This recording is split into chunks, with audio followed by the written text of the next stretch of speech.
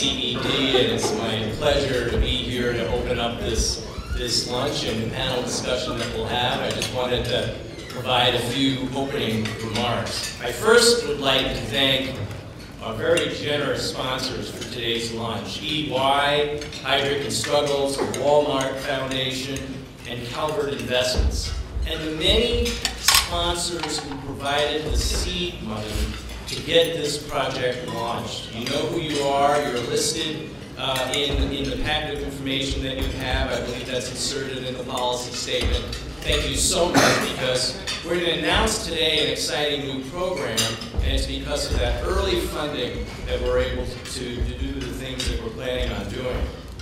Now, today's CED announces the official launch of the Every Other One initiative, designed to challenge Fortune 500 companies to nominate women for at least half of the newly open board seats.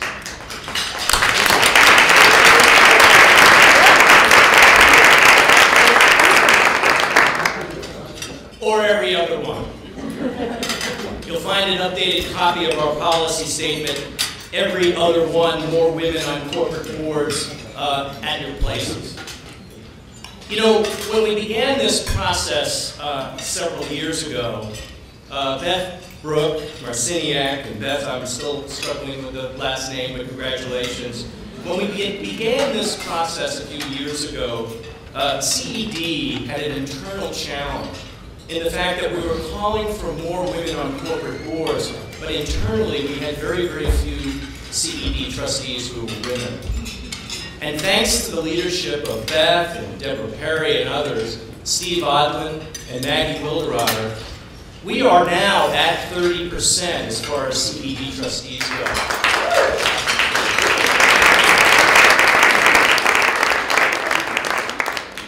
We will not stop there. Obviously, we continue to engage women around these important policy issues, especially a new generation of women. So it's an exciting endeavor. Before I go any further, I think it's really important to thank our co-chairs, Deborah Perry and Beth Brooke-Marciniak, for their leadership. If it wasn't for your leadership, we wouldn't be here today, and I really want to thank you so much.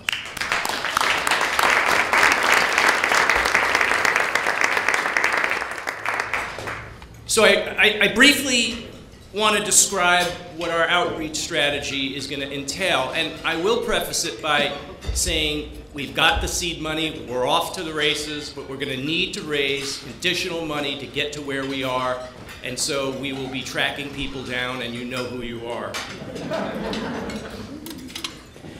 First, we see this as a grass tops and a grassroots effort. From the grass tops perspective, we plan to build a task force of a minimum of 25 members, leaders of business, CED trustees, non-trustees, women, men, and men. Because we really believe this, in order for this effort to be successful, we have to have a lot of male CEOs involved in this effort, and we intend to engage them and have them part of this. The task force will be involved in meeting one-on-one with nominating committees in sometimes small group settings. The conversations will be constructive and at times off the record, with the goal of providing support and information in helping companies increase gender diversity. Toolkits will be provided for the staff, for the task force members, to enable them to become better and more informed spokespersons. But our goal is to achieve 30% of gender diversity on Fortune 500 companies in just 4 years. And that number, I think, as we all know, is currently a little below 17%. So we have a lot of work to do, but that's our goal: 4 years, 30%. We care less about receiving credit for this effort. There's an awful lot of good people out there working on this, you know, and 30% Coalition. Peter's going to be on our panel, and Susan Ness and others. We want to work closely with you as a coalition of organizations that bring support to this issue. Again, taking credit is not what this is about. It's reaching 30% and then going beyond. We also see this as a grassroots movement. You know, recently we have a partner in New York State called the Business Council of New York State. And they contacted me and said that they looked on our website and saw that we were involved in this issue of women on corporate boards, and that they were having a meeting in Lake George, their annual meeting. And they had their own members reach out to her and say, we're interested in this issue, we want to hear about this. And so it turned out it was the night of our annual dinner, but we sent a speaker to speak to a statewide group of business leaders around this issue. So something is happening out there. There's some traction that's beginning to take root when regional and state business groups, as well as those from the Fortune 500 companies, are starting to talk about this issue. We also plan to go to business schools. We'll launch a strategic communications campaign designed to inform people about the importance of this issue. Now, increasing the number of women on corporate boards may have been viewed once as the right thing to do. It is the right thing to do. But what CED, the organization that brought you the Marshall Plan and the Bretton Woods Agreement, what CED is saying today is that increasing gender diversity on boards makes companies more competitive globally and is an economic imperative. We simply cannot ignore what's looking at us right in the face. The status quo of underrepresentation of women on corporate boards is simply unacceptable, and we intend to move that needle. So on this little sheet of paper, it says pause for applause.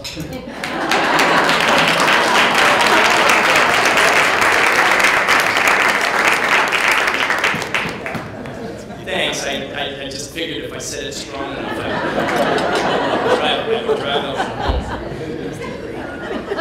home. So I want to invite the panel to come up. But before you do, I want to say something about Beth Brooke, who I have been a fan of for some time. Beth Brooke-Marciniak received the CED Corporate Citizenship Award in 2011. And that was when I got sold on Beth. She talked that night about the value of diverse perspectives in decision making. And she spoke about CED as a platform for helping solve some of the problems, the many problems that we face in this country. And then at one point toward the end of her presentation, she said, you know, when you're at the lunch circuit or the cocktail circuit, people ask you, you know, what do you do?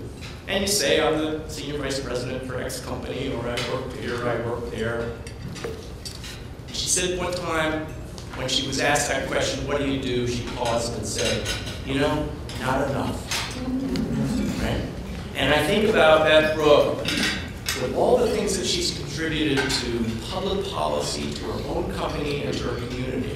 And for someone like her to say, not enough, it's an inspiration for all of us, including myself, who when I do something good, I check the box and I say, I did that good thing, aren't I wonderful, right? And in reality is, we need to do more. And Beth reminds us of that, and Beth, I want to thank you for your leadership at CED, and I invite the panel to come up for this robust discussion. Thank you.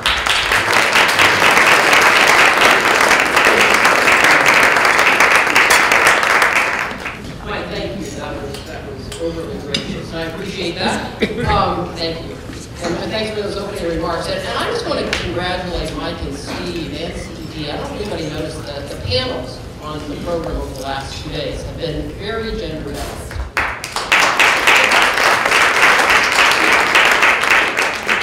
It always goes noticed. So thank you for that. And a special thanks to Deborah Perry. Deborah, where are you? There you are, Deborah Perry.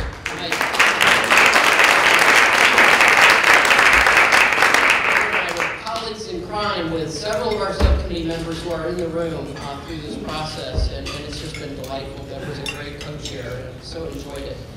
But as Mike said, difference matters, and difference matters to the bottom line, not only for companies, but also for countries.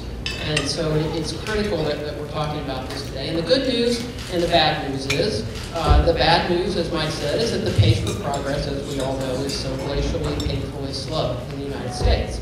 And that's the bad news for the progress of women on boards. And it's stuck, as Mike said, around 16, 17%.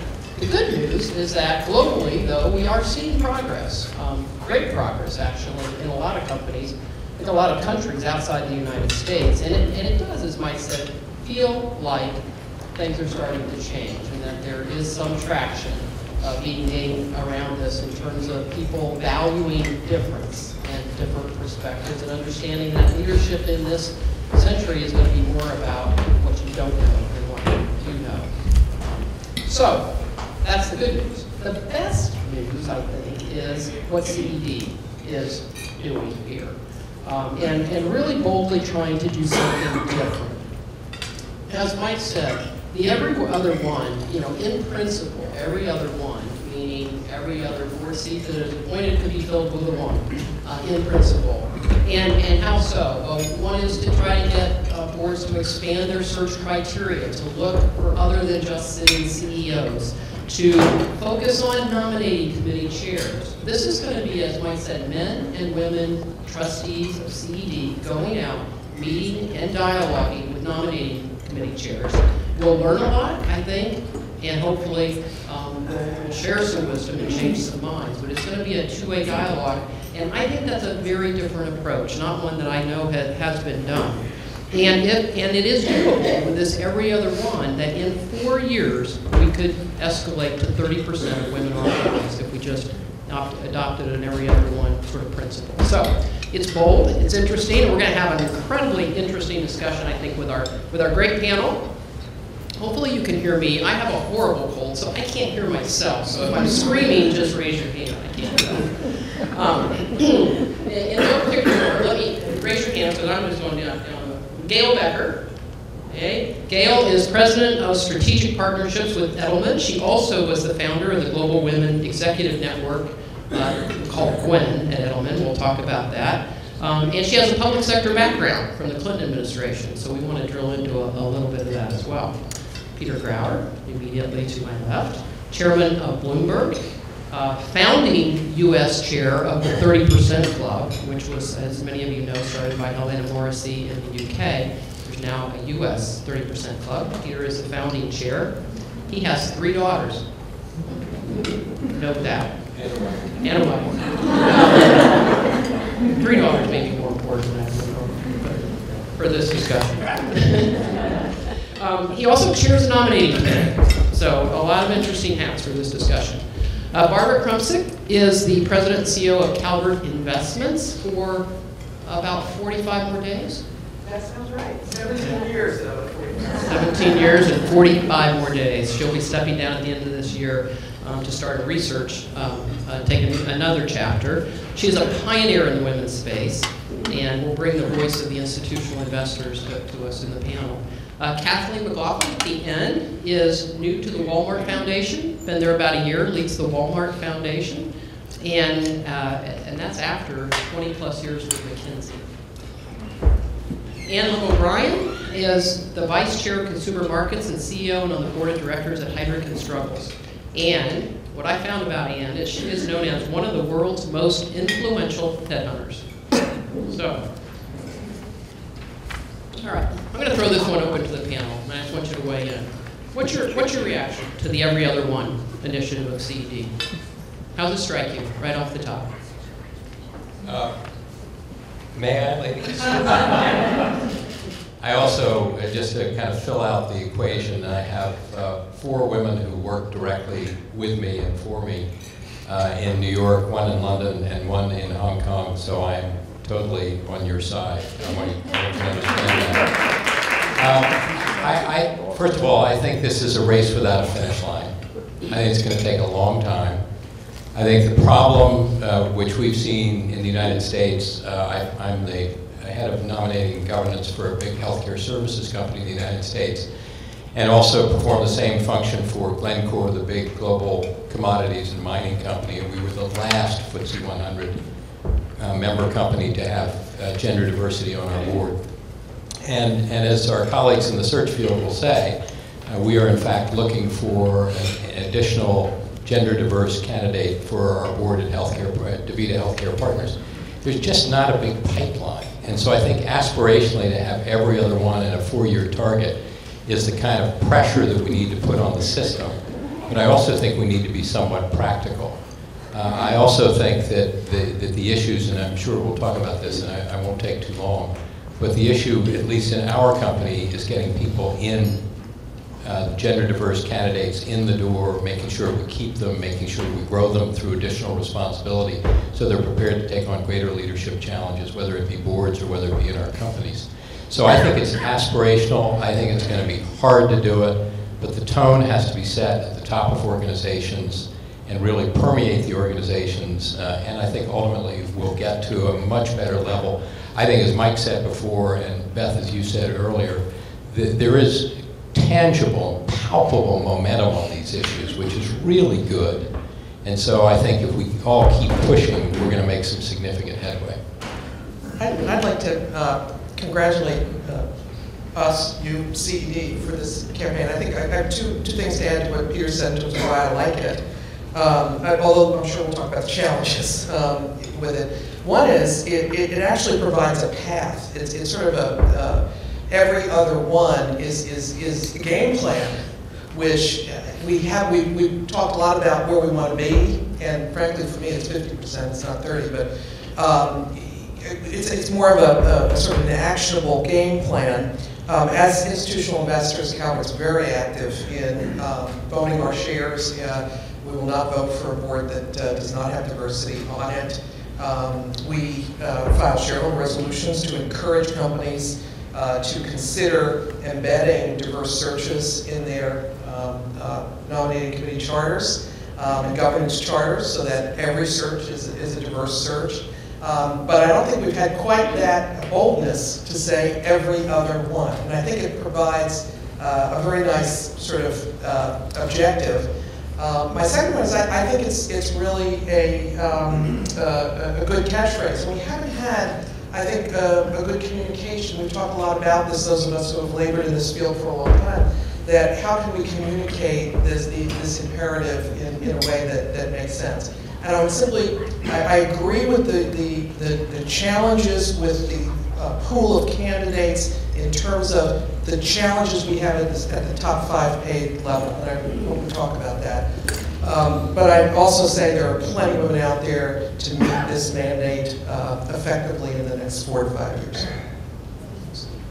I'll just add, I think I agree with what Peter and Barbara have shared.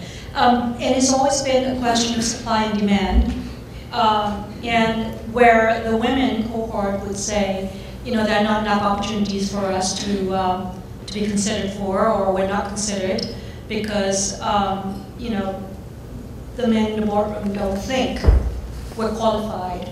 And yet I know that there's so many women here who view themselves as qualified. So I think it's a lot about awareness and educating, and I think the CED initiative has come a long way to doing that. I'm optimistic, I'm enthusiastic about it. I think the way you've done it is pretty amazing. I was so impressed, and I was asking Steve how he did it. And I know Maggie and Beth, you've done a lot here. I would say one thing that's different here. One is that you've set a path, and it's a policy and policy body, and that you show that you're serious, and this will be taken note of. I think that the communication and I hate to use the word, but campaign for it, if it's a catchy phrase, will mean a lot because everyone here can go out and say everyone. But I do think there's a lot of work to be done. I agree with Peter, there's still a lot of work to be done in the boardroom. And we can talk about that later, but I am really enthusiastic. Great. I would just add, I think it's an exciting intervention and we need it. I remember many years ago when Catalyst first started getting into the game of measuring women on boards. This is quite a while ago, and at the time I think it was sort of 12% or something. And then the next year they came out and it was 12.4%. And then the next year it was 12.8. And I remember at the time people saying, well, at this rate, 10 years from now, we'll only be at 17%. Well, guess what? At that rate, 10 years later, we're at 17%. So I think having an intervention like this that shocks the system and does set out that compelling aspiration is important. We still obviously need to continue a lot of work in the system. It's a broader pipeline issue and so on, but I think we need both. So I'm excited about it. Yeah, the only thing I'll add is that some people mentioned campaign or communications. I guess I'll go off that, and that is, the most successful communications efforts, campaigns, are really calls to action. And that's exactly what this is. And it gives something very real and tangible and palpable to hang on to and to motivate those in power. So hats off. It's quite outstanding. Excellent. Well, thank you. So I guess the catchphrase is good, and we need to pink ribbon perhaps. That's great. And I want to ask you a question. It kind of goes to Peter's the pipeline issue.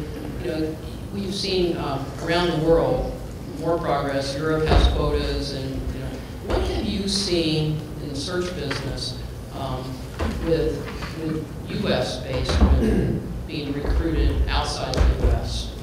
For other boards? Can you give us any insights into that?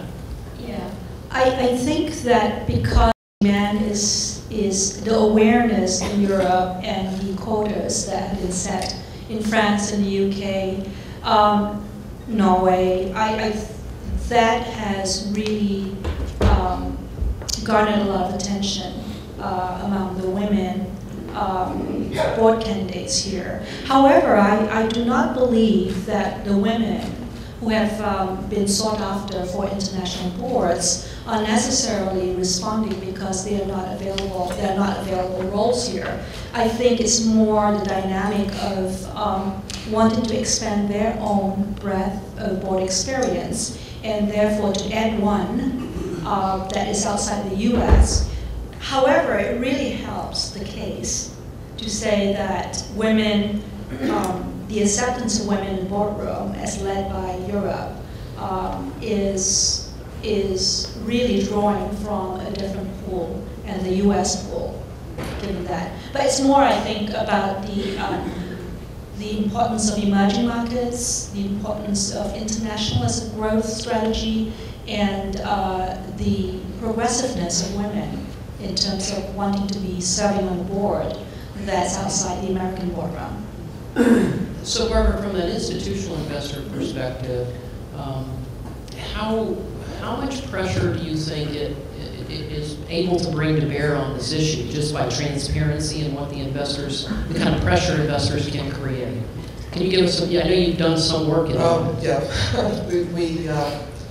we own several thousand companies across our 40 mutual funds, and we're active in voting our shares and in putting forward proxy voting policies that we publish every year, and we work actually in coalition with the major state pension funds and the public funds. So CalSTRS, CalPERS, New York City Controller's Office, State of Connecticut.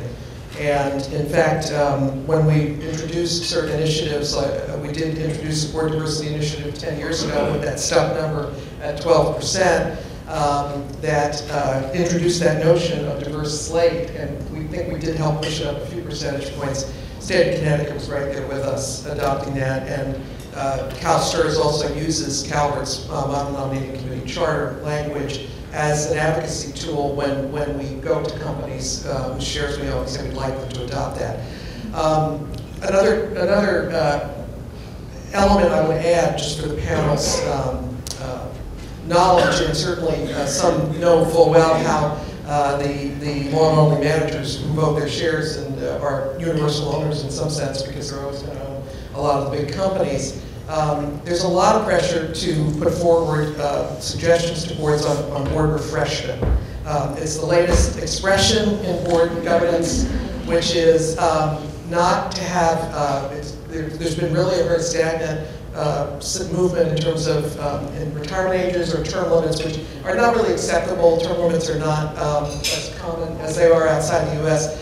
as a tool. So and we just adopted our new proxy voting guidelines, our boards did for this coming season, proxy season, and we do include the 12-year average tenure as a goal for the board, and that we are not yet voting for boards, against boards on that, but we want to introduce that as something that many of us feel is a good way to look at it, so that you do have some refreshment on the board, and therefore that should help support the movement.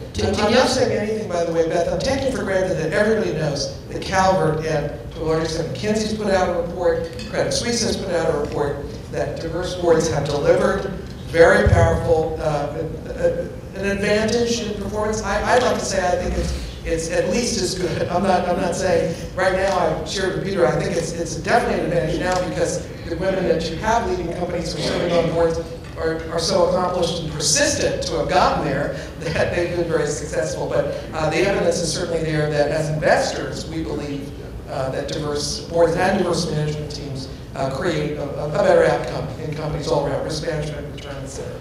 I think in this room it's probably, we'll take it as a given that people understand the business case, but we should come back to whether the panel thinks that there's still more work to be done on the business case, because should we check the box or should we come back? Let's stay on this issue of refreshment for just a second. I call it churn on boards. You call it refreshment, which is much kinder. Just some statistics that I think you might find interesting. In the S&P, the average age of boards, average age of board members is 68 years and rising. Only 4% of boards have term limits. 64% of board members have served for 10 to 15 years. An additional 5% have served for more than 15 years. And turnover on boards is as low as it's been in a decade. Last year, it was as low as it's been in a decade. And therefore, on average, you get one shot every 2 years at a new board member. Okay, so issue of refreshment or churn is an issue in the United States. Boards just don't turn all that often. I guess, panel have any views on, you talked about, Barbara, some bringing transparency to tenure might help that issue. Any views from the panel? Let me make a couple of observations. I fall into that 15-plus year category on DaVita Healthcare Partners Board. In fact, it was a leveraged buyout transaction that I did in my former life in 1994. So I've been on the board for 20 years. And I'm the lead independent director. I have this discussion at least annually with our chairman and CEO. Kind of say, I'm getting a little long in the tooth. I'm slightly older than the average age that Beth just cited. I've been asked to continue to stay on board. The choice really, I guess, ultimately becomes my choice as to whether I do it or not, but we're doing lots of exciting things.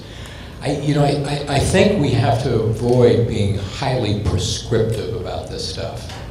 Those of you who are on public or private company boards know that the collegiality culture and the ability to maintain independence in the context of supporting the mission and vision of companies is critically important. And you don't get these things overnight. I'm a firm believer that CEOs really don't know their way to the restrooms until at least 5 years in their job.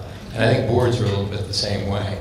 That being said, I will say to you, I am the founding chairman of the Chairman's Council of the World Economic Forum. We have 66 chairs from around the world.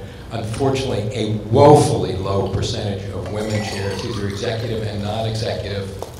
We meet 3 times a year, once at Davos at the annual meeting, once for a 3-day outing, and then we go to China in the fall. And we've just circulated the survey of 8 topics that we want our chairman to respond to for Davos and then for the meeting in Willard, Switzerland. And board refreshment is right there on the top.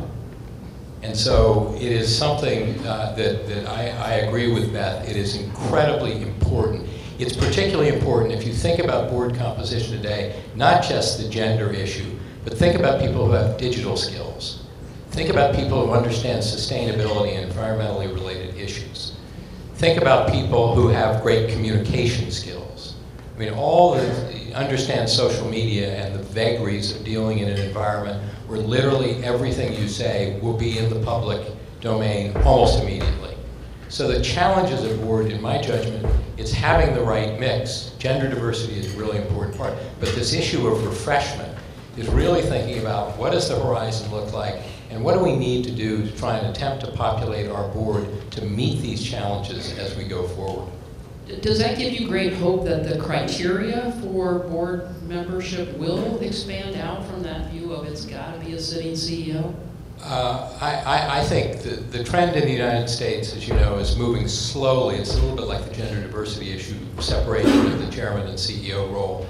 And as you know, the kind of prophylactic for that has been having a lead independent director to essentially perform the same functions. But I think it's coming. The other thing that I would say, and this goes to your point before, age is a huge issue. We need more younger people. We need millennials, in some cases, depending on the nature of the board, to be able to provide that perspective from a demographic point of view as to where are the markets going and how do we need to deal with it. And so I think you nailed it. I think it's a really, really important issue, and includes the issue that we're here to talk about today, which is gender diversity. That's part of the overall strategy and the way we need to look at some of these foundational issues. Kathleen, let me turn to you, the Wal-Mart board. You have, I think, 4 out of 15, so about 27% of the Wal-Mart board is female. And you know, you have a former CFO in your 4 females. It's a former CFO, a sitting CEO, Marissa Meyer, a former CEO, and a former SBA administrator, so government official. So fairly, as to Peter's point, fairly functionally diverse. Talk about Walmart, how you view the board, but also how you view the power of Walmart to make a difference on sort of women's issues. Yeah, it's interesting. Hillary Clinton was our first female board director many years ago, and now, as you say, we have 4, so we're at 27%. We do plan to get to 30, so we'll be right along with this initiative. So at Walmart, what we try to do is use our corporate initiatives as well as our philanthropy to drive the kind of social change we'd like to see. I am not only the president of the Wal-Mart Foundation, but I'm also a corporate officer. I'm the chief sustainability officer for the company as well, and oversee our corporate initiatives in the social and environmental arena. So we'd like to bring both business initiatives and philanthropy to bear, and we also want to have our own house in order as well as help the broader system. So we're quite systematic in how we think of that. Give you a couple of examples. So 27% of the board, female, 31% of our corporate officers are female. Almost a third of our store managers in the US are female, and similar stats around the world. One of our businesses in Chile, we're at 70% of our store managers female. So it's something that we've been pursuing very systematically throughout the pipeline, because we do believe the pipeline issues are very important. And with that, we've turned our attention then externally. And I think one of the challenges that I'd offer to other companies is to use your assets to uniquely address this issue internally and externally in creative ways. So for us, it's our purchase order. So we've committed to purchase an additional $20 billion worth of product from businesses owned by women. So these would be female entrepreneurs. We've also begun to ask our suppliers who have over $1 billion in revenue with us, so professional services firms as well as folks who provide product like P&G and so on, to tell us how many women do they have on their key account teams. So we're not setting quotas, we're just asking the question. And that, we notice, is driving some real change. Through our philanthropy, we also have an initiative to train 1 million women in supply chains around the world. So not just Walmart supply chains, but in general. So 500,000 of those are female farmers. We believe that's crucial for developing economies. Another 200,000 are women in retail sector more broadly. Another 100,000 are women in factories. And another couple 100,000 are low-income women in general. We're trying to elevate them to middle skills jobs. So, as I say, for us, it's internal, it's external, it's the corporate assets, it's the philanthropy. We approach it quite systematically and holistically. It's interesting. Gail, maybe you give us some insight into Edelman, how you view the the ability to make progress on the women's issues, both internally at Edelman and externally in terms of what you do for clients? Sure. So about 3 years ago, we had an interesting event happen simultaneously. One, we had a lot of bubbling up from the women at our firm who noticed that there weren't enough women in the senior-most levels of the company. And this is the PR industry, and we were at the time, 3 years ago, 69% women. We didn't have a diversity problem. We had more women than men. But we just didn't have them in the uppermost levels. And at one point, I was the only female member of our executive committee. And at the same time that happened, Richard Edelman, who leads our company, took notice of it. So we sat down and we said, what are we going to do about it? And we put forward a systematic program called the Global Women's Executive Network, whose sole purpose was to ensure that we had 50% leadership in 5 years. And as I said, 3 years ago, we had 33% senior leadership of women. Today, we have 41%. And if we do our job right, in 2 years, we'll self-destruct because we'll have achieved our goal. But I think just from a business perspective, there are a couple things that transpired that really surprised and, quite frankly, delighted us. One, what it did for recruitment and retention. We had no idea that not only would it make people at our company feel so incredibly loyal and proud to work at a company that not only is taking this on as an issue, but quite frankly has no problem admitting that it was a problem. And it allowed us to recruit the best and brightest talent out there. You know, I look at some of our Silicon Valley offices, and where, you know, getting talent is a premium. We had women who had their choice of firms that were choosing between us and Google, and they came to us because of this program. And the other really interesting thing that transpired, this goes a little bit to your note, our clients were very happy. Our clients were proud. Our clients asked us to come into their businesses and implement similar programs. So it just sort of goes to show you that when you do the right thing for business, business does the right thing. Yeah, so I want to, that's very interesting, Gail, and Kathleen, with what you said. How important is kind of a chicken and egg?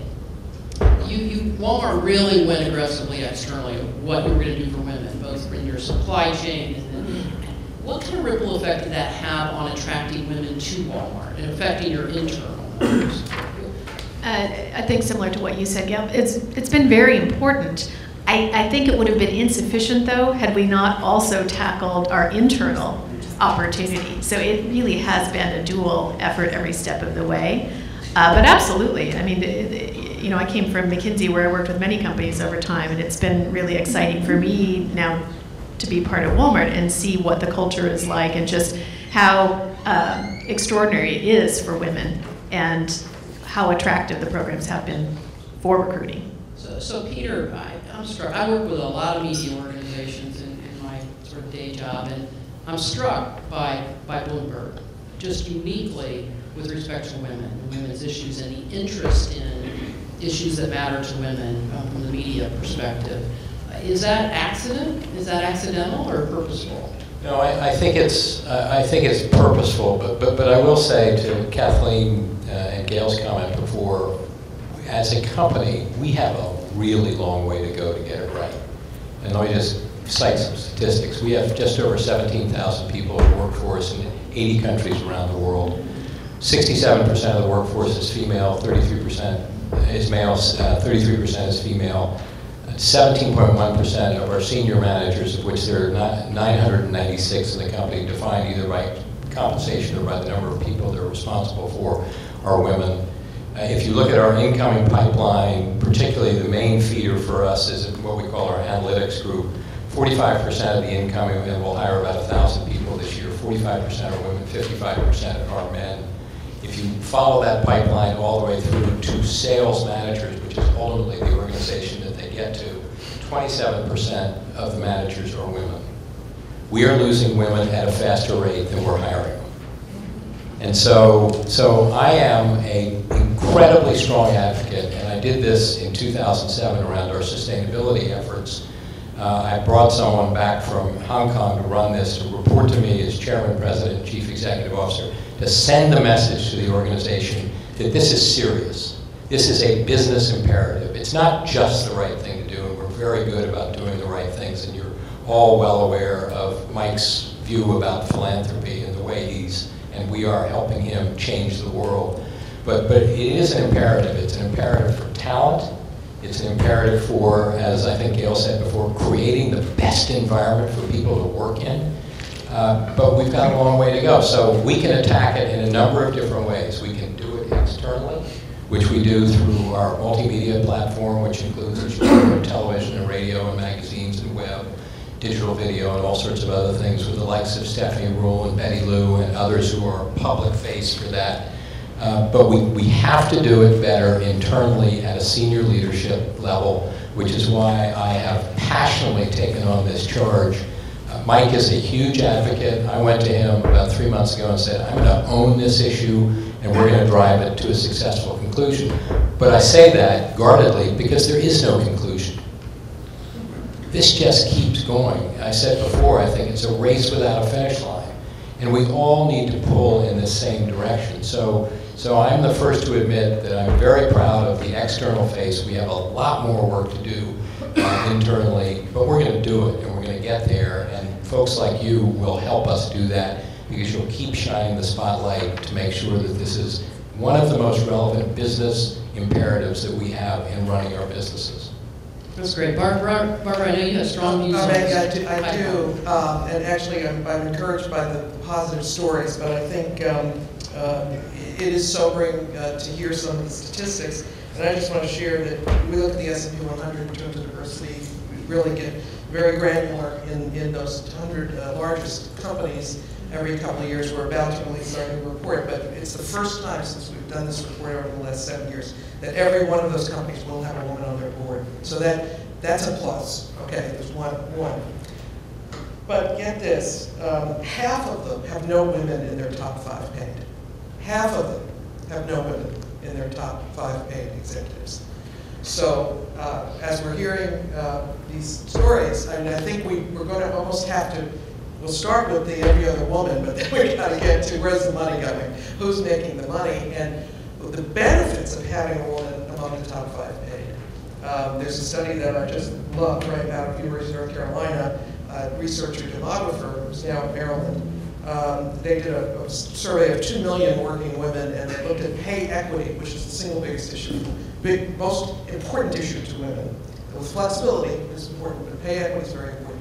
But they found, in this study, they found that pay equity went from 77 cents on a dollar in this cohort to 91 cents when there was a woman in the top 5 paid in the company.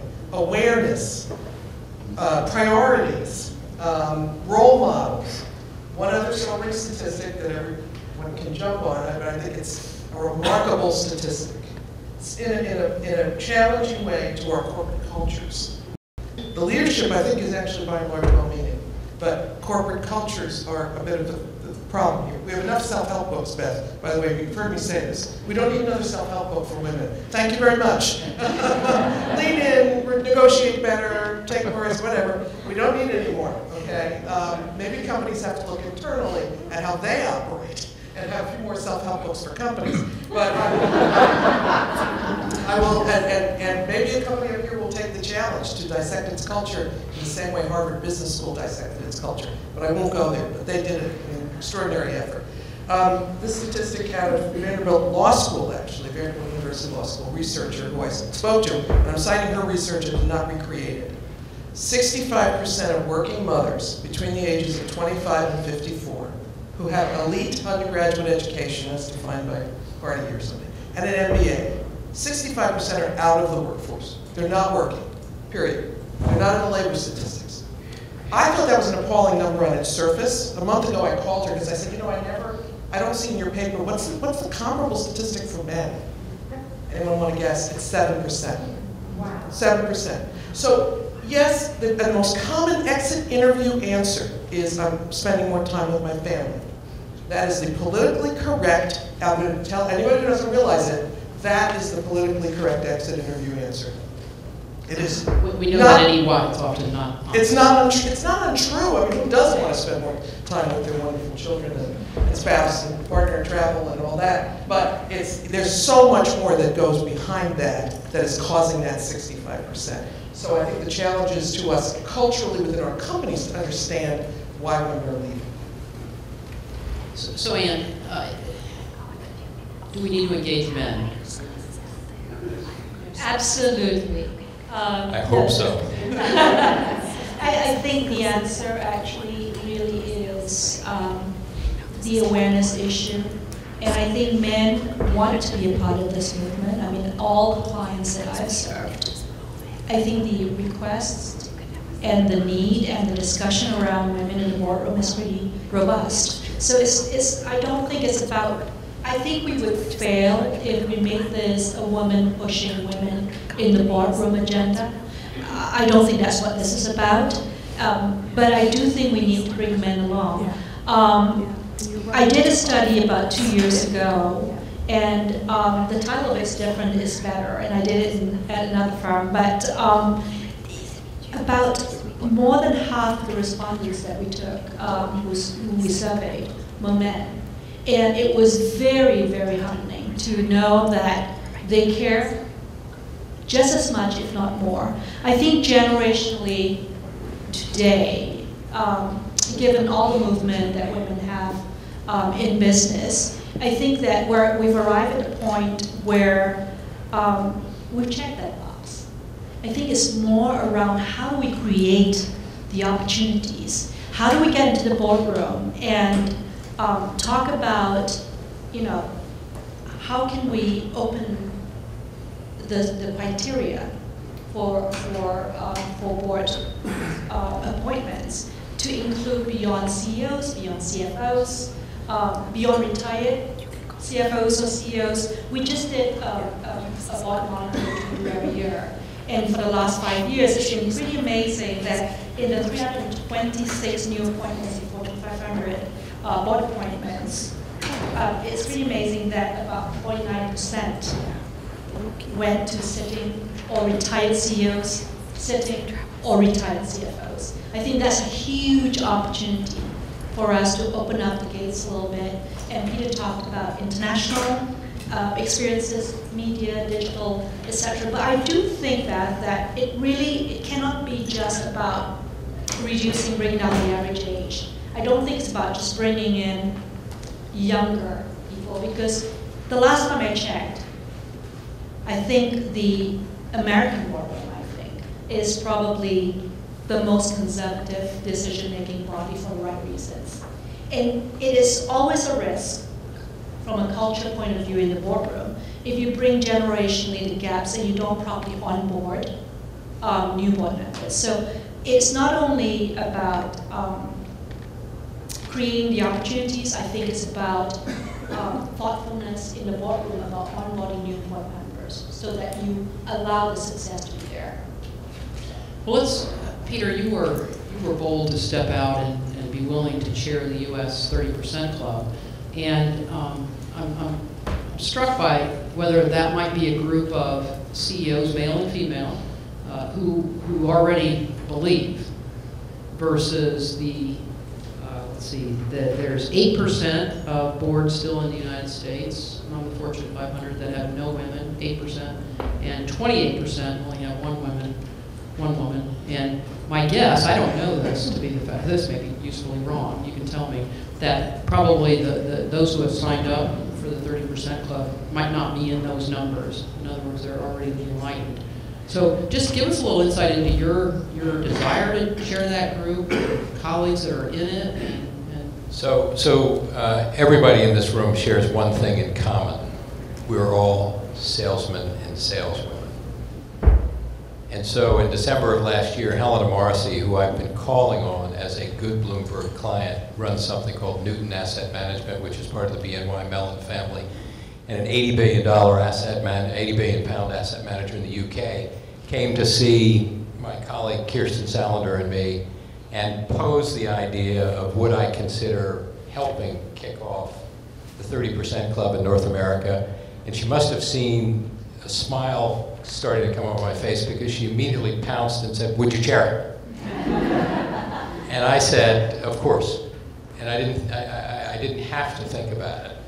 And the genesis, for those of you who don't know, is there was a report done by, it was called the Miners Report, which was the whole issue, the Davies Report, excuse me, that's why she's here, among other reasons. The Davies Report, which basically looked at gender diversity and the implications of gender diversity and the quality of decision-making in organizations, and came out and proposed that UK FTSE 100 listed companies needed to have a much higher component of gender diversity on their boards. And I think at that stage, there were probably around 25% that had gender diverse boards. Is that fair? I'm looking at Kirsten. The total directors that were female was 12.5%, okay. Yeah, and it's now 22.1%, 22.2%. And I think at the time there were maybe 25 or 30 companies that had a female director. Today, all FTSE 100 companies have a female director. And I'm proud to say that the last person to fall was Glencore. And I took over, believe it or not, was asked to take over the Nominations and Governance Committee. And within 3 months, Patrice Marin, who was in the mining industry in Toronto, joined us on our board. So now all FTSE 100 are there. And that kind of set the stage. But most important than the stage setting for me was it is a business imperative. Equally as important from my point of view, it's the right thing to do. And it's got to come from throughout organizations, but particularly established at the top of the organization. We have 33 chairman and CEO who've signed up in the United States, ranging from Muhtar Kent at Coca-Cola to Kathleen's comment before. Coca-Cola has the largest women's empowerment program in the world. It was a very easy discussion. Terry Lundgren, who as you all know is the chairman and CEO of Federated. Federated has 50% women on their board, 54% of his direct reports and senior members of their leadership are women. So people who we can really look to facilitate understanding some of the complexities of these issues. But in some cases, we have financial services firms and many others. And I think they all get it, but they all need to do, like we do at Bloomberg, a better job. And I also want to just kind of make sure that we don't lose sight of the fact 30% Club has been historically about women on boards. It's much broader than that now. It's gender diversity in middle and senior management. So it's a much broader groundswell that in the end are going to enable companies to attract better, more diverse people, make better decisions, have better performance, all the positives that come out of this that detailed studies have shown exist. So I think everybody gets it. I made the comment before after Mark's introductory remarks. I think there is real momentum around this, but we just have to keep pushing it very hard. I want to make sure I open to the audience for any questions, because I have a lot, so let's go back here. My name is Jeannie Connolly. I run my own consulting firm, and thank you. Several of the panelists have mentioned the pool of women being small and the need to change the criteria. And I'm wondering whether there's any specific efforts around that.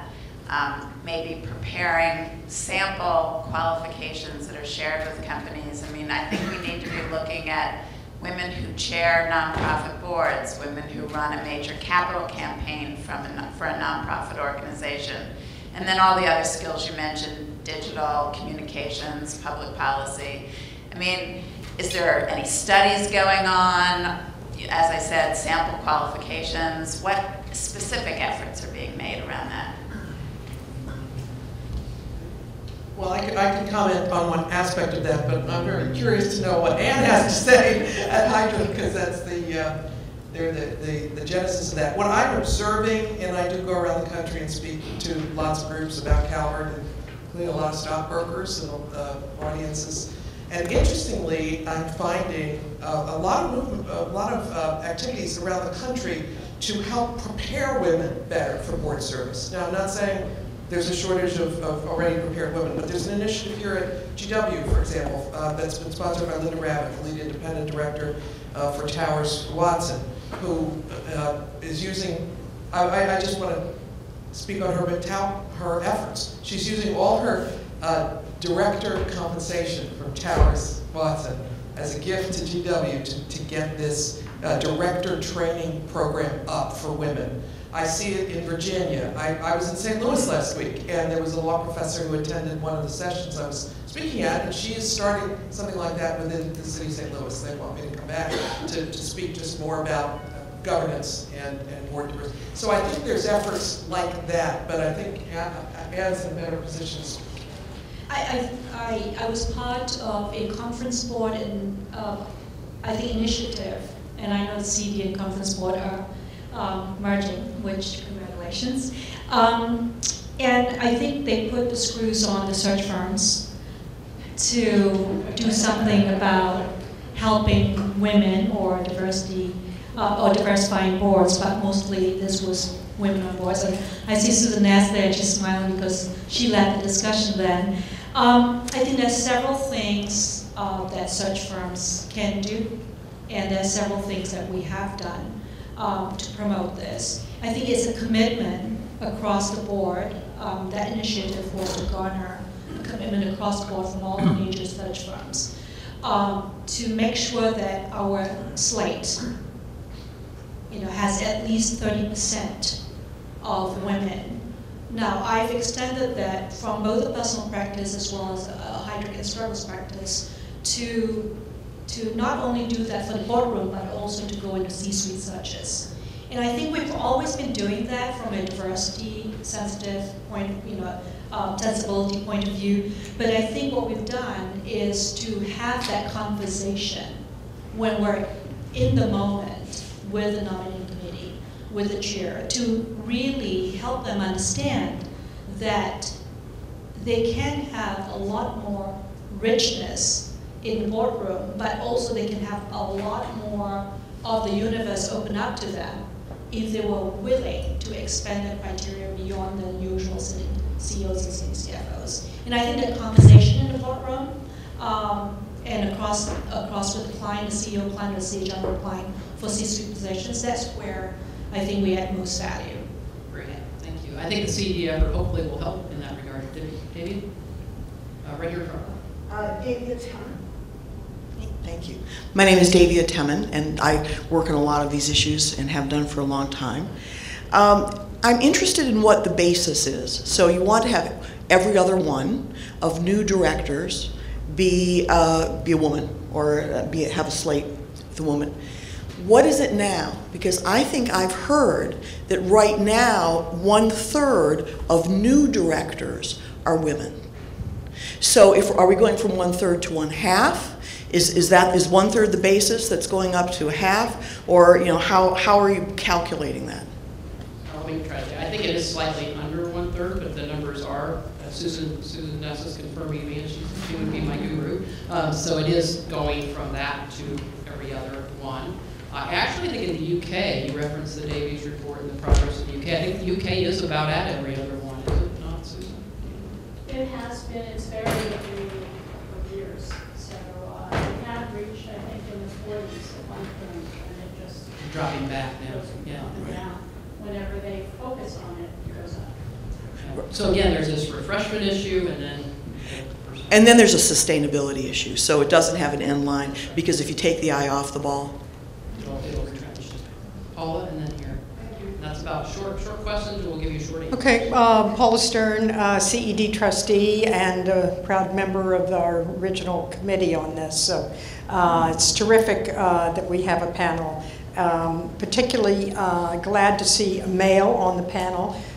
One of the best practices we've learned in our research through the National Center for Women in Information Technology is that male advocacy is the most effective way. And if we also know that tone at the top is critically important when changing culture, which is what we're talking about.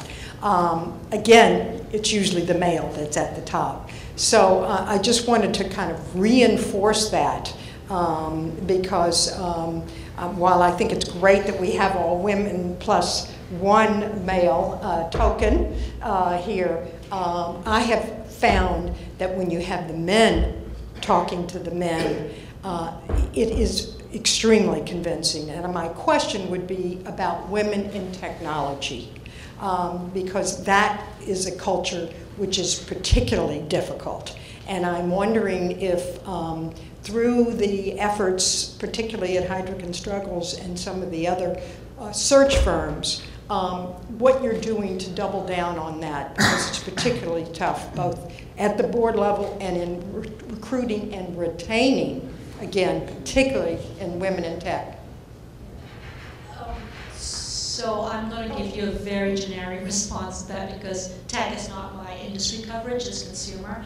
However, within the context of consumer and in boardroom, I think the rise of the need for digital expertise in the boardroom, that's like the #1 request we get from clients today.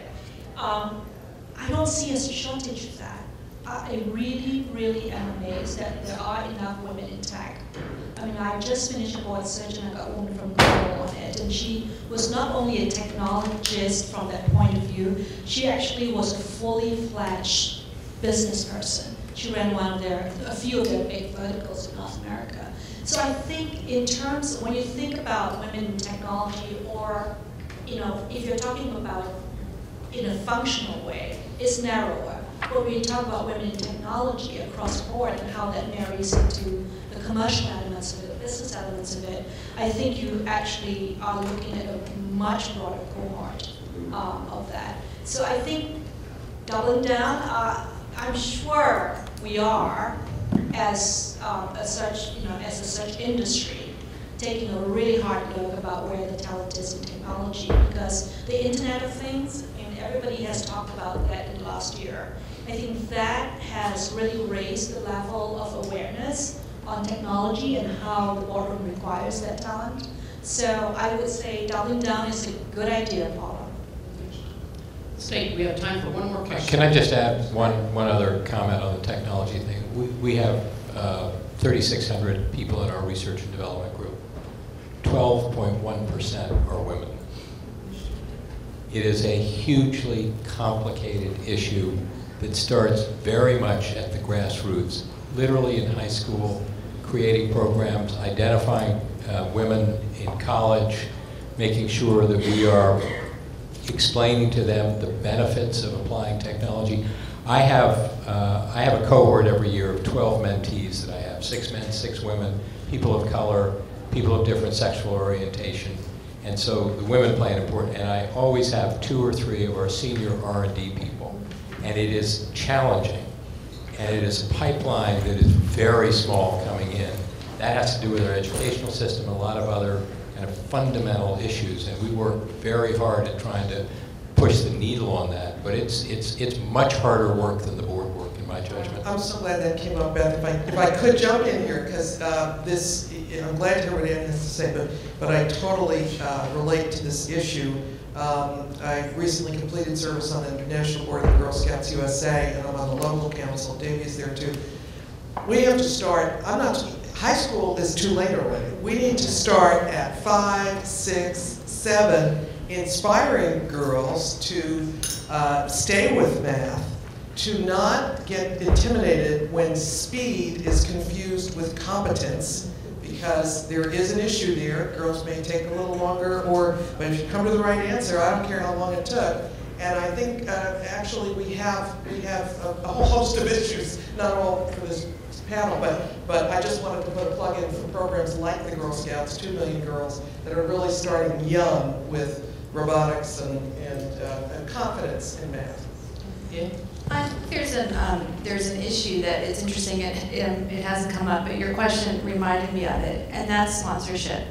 And I don't know, I carried this around on several plane trips, so forgive me if it looks wrinkled, but I put it in this folder, and it's female CEOs make room for female directors. And it takes a look at the number of women on the board for female CEOs, and you're looking at 50 and 60%.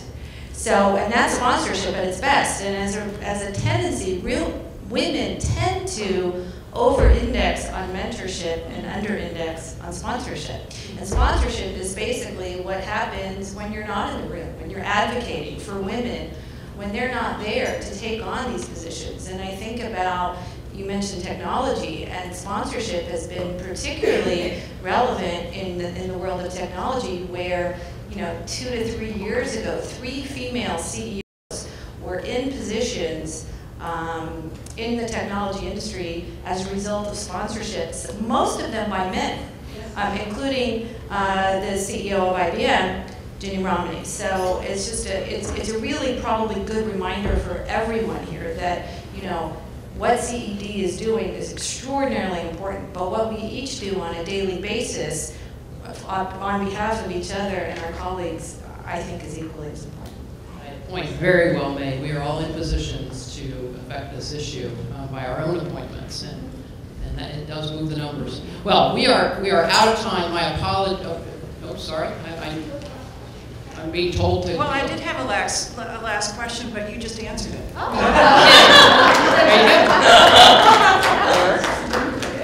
That's Gail's terrific. Thank you for reading her mind. All right, great. I just really want to personally thank the panel. Great depth of insight and diverse perspectives, frankly, on the issues. So thank you very much. Thank you, Beth, and thank you to our panel. I'll leave you with one last thought on this subject. More than half the people in the world are women. There's a reason for that, but I'll let you know later. More than half the people in this country are women, and more than half of the college graduates, majority of the college graduates in this country are women.